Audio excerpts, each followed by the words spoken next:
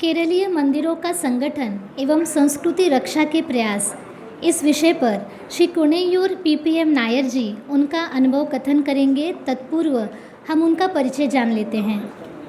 Shri ppm Nair जी केरलीय क्षेत्र परिपालन समिति के आचार्य के रूप में गत 25 वर्षों से अधिक समय से आध्यात्मिक प्रवचन के माध्यम से पूरे भारत में जागृति कर रहे हैं।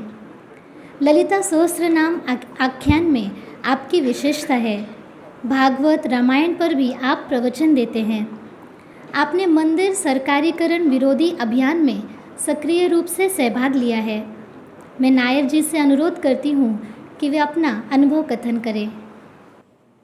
सर्वप्रथम मेरे वाणी को मेरे गुरुदेव परम पूज्य स्वामी कृष्णानंद सरस्वती की चरणों में और उनके गुरुदेव जगतगुरु स्वामी सत्यानंद सरस्वती के चरणों में समर्पित करते हुए पराल्पर गुरु डॉक्टर अठवले जी के चरणों में और गुरुदेव परम पूज्य चारुदत्त पिंगले जी के चरणों में नमस्कार करते हुए मंच में बैठे हुए महात्मा और सभा में बैठे हुए संत महात्माओं की और देशभक्त हिंदुत्ववादी सभी भाई भगिनी को कोन्यूर पीपीएम नायर की प्रणाम। मैं केरलीय क्षेत्र परिपालन समिति की ओर से आया हूँ, लेकिन मैं आश्रमवासी हूँ। हमारा आश्रम है श्री रामदास आश्रम, बेदलापुर, मुंबई। अब कोई मुंबई कर या कोई मुंबई आते तो बेदलापुर में हमारा आश्रम है। आपको सभी को इस माध्यम से मैं स्वागत भी करता हूँ। श्री रामदास आश्रम, रामदास माने हनुमान जी, ठीक है। जय श्री राम। 2 दिन से इधर चर्चा हो रहे, बहुत विचार विमर्श कर रहे। विचार विमर्श करते हुए भी एक आनंद अमल कर सकते, अमल किया है। वो आनंद ही हमें हिंदू राष्ट्र की ओर लेके चलते हैं। ये देखो कि ऐसी छोटी छोटी बात है। मैं बोला ना, यहाँ बैठ के जो छोटी छोटी बात करते अपन आनंद अमल करते हैं, क्योंकि वो हिंदू राष्ट्र की ओर तो वो आनंद ही लेके चलते। भगवान के स्वरूप क्या है? आनंद स्वरूप है, ज्ञान स्वरूप है, शक्ति स्वरूप है, बोध स्वरूप है, प्रेम स्वरूप है। तो ये प्रेम, ये आनंद कैसे अमल करना है, इसी खुले मंच पर ऐसा सोच विचार करके एक दूसरे को समझकर गले लगा के मुस्कुराते हुए नमस्कार करते हुए ये आनंद अमल करना है। ईश्वर अपनी आप अब अंदर है। अब कोई ललिता सहस्त्रनाम पढ़ा होगा? पढ़ा कि नहीं पढ़ा? नहीं पढ़ा, हिंदू होने की वजह से नहीं पढ़ा होगा, कोई बात नहीं। उसमें लिखा है कि अंदर मोगा समाराध्या बगर मोगा सुदुर्लभा। वो ईश्वर की अवस्था है। अंदर मोगा समाराध्या बगर सुमा, कितना भी आप ढूंढो बाहर नहीं मिलेगा, क्योंकि ईश्वर अंदर मोगा समाराध्या अपनी अंदर के अंदर है, अपनी भीतर है। वो ईश्वर को अमल करने के लिए इस तरह के प्रयास काम पे आ जाते हैं। तो हिंदू राष्ट्र हमारे लिए बहुत दूर नहीं है, एकदम नज़दीक है। और हिंदू और भारत और संस्कृति इतना कठिनाइयों की सामना करते हुए जाते, इसी वक्त पे जन जागृति समिति आयोजन किया हुआ इस वैश्विक हिंदू सम्मेलन बहुत प्रभावित है और इसका बहुत महत्वपूर्ण है। इसके लिए जो आयोजन किया वो संस्था और उसका संचालक को एक बार कोटि कोटि प्रणाम करता हूँ और विषय पे आ जाता हूँ। मंदिर और संस्कृति, इसी विषय पे बोला जाएगा। तो यहाँ पे 2 दिन से चर्चा चल रहा और अपना चर्चा विषय भी क्या था कि हिंदू राष्ट्र की घोषणा हो जाए। और हिंदू राष्ट्र की घोषणा के लिए अपन सम्मेलन भी रखा, लेकिन सवाल इसमें बहुत आते हैं कि हिंदू राष्ट्र घोषणा होने के बाद में अपना संविधान पे कैसे बदलाव लाएगा। मैंने यहाँ आने के पहले बॉम्बे में भी कई बार मीटिंग हुआ, बैठक हुआ, पत्रकार सम्मेलन हुआ। अब ध्यान रखो, एक बार हिंदू राष्ट्र घोषणा किया तो कॉन्स्टिट्यूशन में कुछ बदलाव नहीं ला पाएगा। जो भी करना है संविधान में बदलाव लाने के बाद हिंदू राष्ट्र का घोषणा करना है। इसके लिए आपको क्या करना है? लोग बोलते हैं हम आश्रमवासी हैं, हम संत हैं, हम राष्ट्रीय पॉलिटिक्स नहीं बोलना चाहिए। पॉलिटिक्स बोलने के लिए इधर किसी को इस देश में हक है तो वो सन्यासी को ही है, दूसरा किसी को नहीं। क्यों? ये राज्य आर्ष भारत कहते हैं। आर्ष भारत की मतलब कि सन्यासियों की भारत, सन्यासी, क्योंकि सन्यासियों ने राज कराया और राज कराने के सीखा। इसके लिए छाती ठोकी आज इस मिट्टी पे खड़ा है, छत्रपति की जय जयकार करते। छत्रपति शिवाजी को किसने बनाया? एक संत ने बनाया। इसका मतलब है कि इस राज किया और आगे करने की जिसकी अधिकार है वो संत को ही है। इसके लिए कुछ बोलने की लायक है तो संत ही बोलना पड़ते और आश्रमवासी बोलने का अधिकार पहले मिलते हैं। बाकी सब हिंदू प्रवर्तक है। जो सरकार बनेगा वो अपनी सरकार के प्रति चिंता होना चाहिए। अपनी सरकार कौन है? ईश्वर है। ईश्वर की, परमात्मा की प्रति चिंता होना चाहिए। अभी थोड़ी देर पहले बात हुआ कि कोई ईश्वर का भी स्वार्थता रखते हैं ईश्वर की प्राप्त करने के लिए। ईश्वर की प्राप्त करने के लिए वो स्वार्थता नहीं कहते, वो जीवन के लक्ष्य है। यहाँ जो मनुष्य रूपी, जो इंसान सोच विचार करने वाला, मनन करने वाला मनुष्य जन्म लेते, वो ईश्वर की प्राप्ति के लिए है, वो जीवन के लक्ष्य है, वो कोई स्वार्थता नहीं है। बाकी सब स्वार्थता है। हिंदू राष्ट्र बनेगा, हिंदू राष्ट्र की पुनर्स्थापना होगा, घोषणा होगा, क्योंकि ये हिंदू राष्ट्र है। अभी हिंदू राष्ट्र को हम राम राज्य कहते हैं। राम राज्य कौन सा था, कितना था, कहाँ से कहाँ तक था राम राज्य? आपने सोचा है? नहीं। ये धरती पूरा हिंदुओं की पूर्वज अधिकार में रखता था, नहीं तो उसका राज चलाता था। उसके कोई समय सीमा, कोई सीमा नहीं था, क्योंकि पूरा धरती को, भूमि को सतह पे रखते हुए सबकी सुधार के लिए काम करता था। कोई भारत अभी आज जो दिख रहे, जो बॉर्डर स्टेट इतना, जो स्क्वायर फीट, जो भी चौरस माइल दिखाते उतना नहीं है। पूरा भूमि हिंदू का ही था। हिंदू के पूर्वजों ने राज भी किया है। लेकिन आज अपना हिंदू राष्ट्र, हिंदू नहीं तो हिंदुस्तान, ये हिंदू का भी बहुत महत्वपूर्ण शब्द है। हिंदू कैसा किया जाते? हिंसायाम दूयते यदि हिंदू, जो हिंसा को प्रेरणा नहीं देते, नो जो हिंसा नहीं करते, उसी को हिंदू कहते हैं। उस पे से हम बहुत पीछे होने की एक शब्द यही है कि हिंदू। हम हिंसायाम दूयते यदि हिंदू, हम हिंसा नहीं करते, हिंसा की प्रेरणा भी नहीं देते हैं। इसके लिए हम अभी भी देखो कुछ नहीं करते। घर पे आके बेटी को लेके जाते, बहन को लेके जाते, अपनी माँ को भी लेके जाते, अभी भी हम बोलते हैं कि हम सेकुलर है। कैसे सेकुलर हो सकते? सेकुलर का मीनिंग मैंने आजकल कोई डिक्शनरी में छापाएगा तो मेरे को देखने की टाइम नहीं मिला। आजकल का डिक्शनरी में कोई आया होगा तो उसका मीनिंग रहेगा सेकुलर का। इसके पहले सेकुलर का मीनिंग के लिए आपको संविधान की जो शब्दों की अर्थ देखने के लिए बुक है, कॉन्स्टिट्यूशन में जो प्रयोग किया हुआ शब्दों के अंदर मीनिंग देखने के लिए बुक है, उसके अंदर है मत निरपेक्षता। मत निरपेक्षता एक शब्द मेरे विषय में आ रहा हूँ मैं। मत निरपेक्षता हो नहीं सकते, क्योंकि जीवन है, जिसको मनुष्य है उसको अपनी अपनी मत रहते ही है। मत बोलो तो अपना अभिप्राय, सोच विचार मनन करते हुए अपना अभिप्राय। अभी मैं यहाँ पे खड़ा है, मेरा मत से खड़ा है, मेरा मत मैं यहाँ पे व्यक्त करता हूँ, मेरा अभिप्राय व्यक्त करता हूँ। और जात भी उस तरह है। जात बोलेगा तो हम आज समाज में बोला जाते उसी प्रकार की जातिवादी नहीं है। जात बोलेगा तो रीति है, एक तरह की जिंदा। भी हम लोग बोलते हैं कि क्या बोलते हैं, सजादी से विवाह होना चाहिए, सजादी सोच होना चाहिए। जीवित की जो लाइफ लाइन जो है ये एक तरीका होना चाहिए, उसको जादी कहते गए। हम जो बोलते उसे जादी नहीं है, तो सजादी होना चाहिए। वो सजादी होएगा तो भी कुछ कर सकते हैं, क्योंकि चिंता एक तरह की होना चाहिए। आज हिंदू राष्ट्र होगा, हिंदू राष्ट्र को हम राम राज्य कहते गए। मेरे विषय पे आ जाता हूँ। राम राज्य ऐसा है, हिंदू राष्ट्र राम राज्य, राम कैसा है उसी तरह हम हर एक इंसान बनने की कोशिश करे,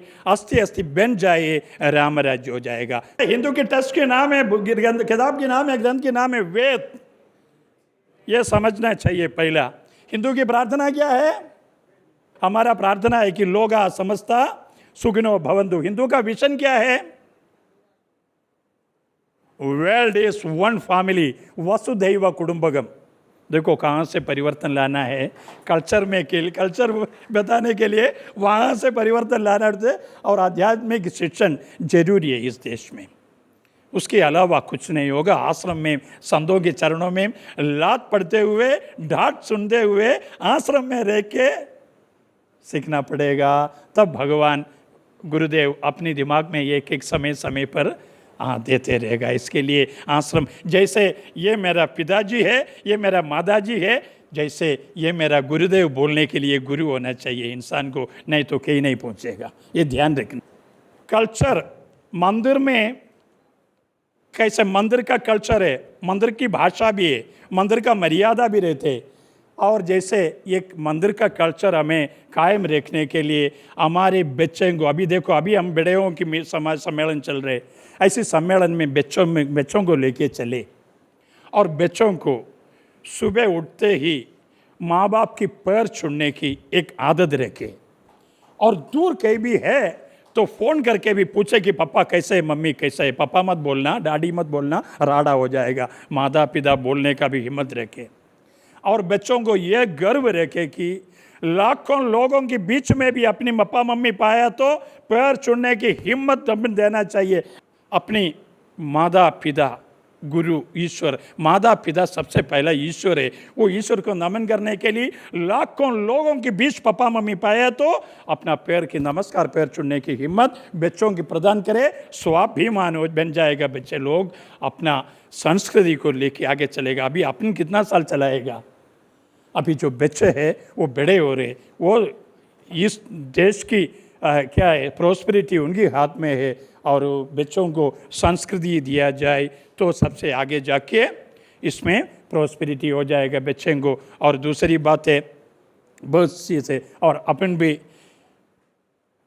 ये स्पिरिचुअल बेस होना चाहिए राम राज्य के लिए, और इकोनॉमिकल ग्रोथ होना चाहिए, और पॉलिटिकल स्टेबिलिटी, ये तीनों ज़रूरत है भारत में हिंदू को। और दूसरा बच्चों को संस्कार देने के अपन कैसे भाग लेगा, एक बच्चे को अन्नदान देना और विद्यादान देना, कन्यादान देना, ये सब हमारे आश्रम में भी चलते रहते हैं। इसके लिए ये सब हमें ध्यान है।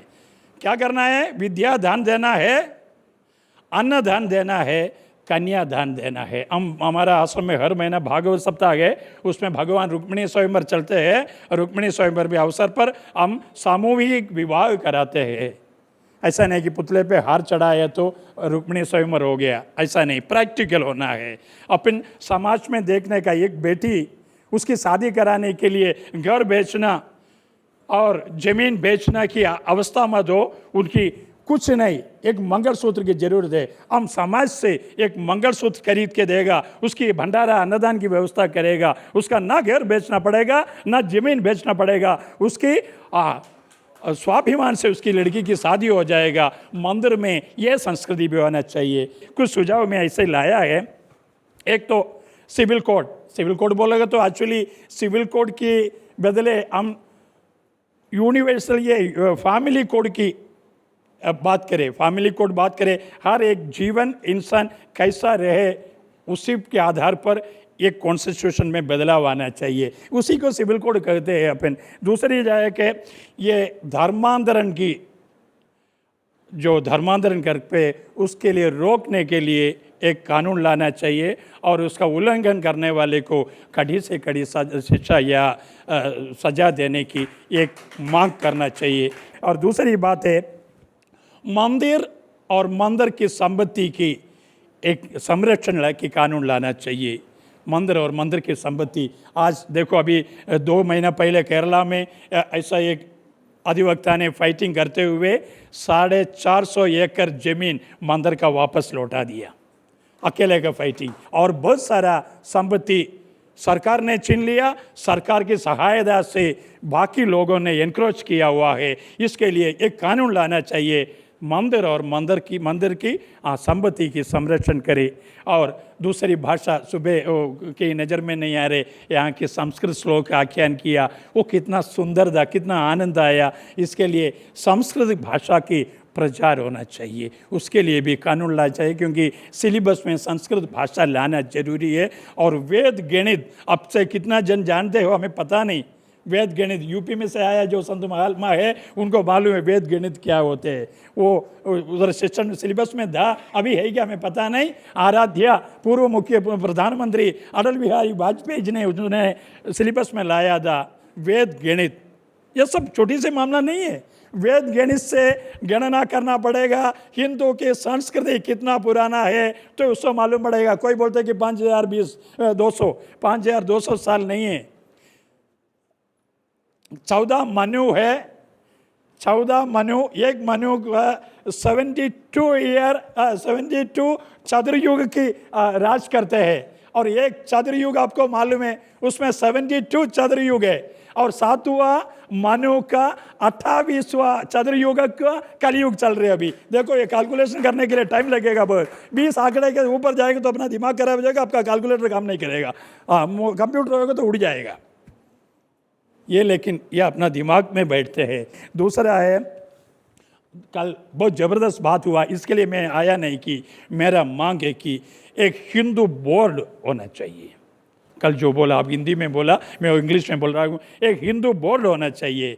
वो हिंदू से मिलने के लिए नहीं, हिंदू की एकता के लिए नहीं, इधर हिंदू की अपमान जो करते हैं, हिंदू ईश्वर संकल्पों की अपमान करते हैं, हिंदू की आजादी की अपमान करते हैं, तो उससे पूछताछ करने के लिए जैसा वक्फ बोर्ड है ऐसा हिंदू बोर्ड होना चाहिए। को जो चित्रपट निकलेगा अपना आजादी के ऊपर, उससे जिसके परमिशन से चित्रपट निकालना है, हिंदू के प्रति कुछ दिखाना है, हिंदू बोर्ड का परमिशन होना चाहिए।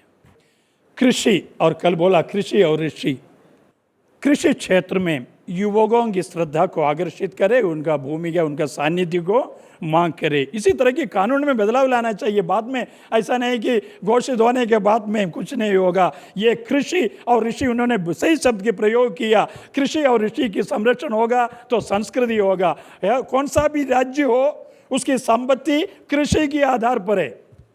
आज आप केरला देखा होगा, केरला में कुछ नहीं कृषि, ऋषि तो चले गया, ऋषि तो है ही नहीं केरला में, है तो वामपंथी है।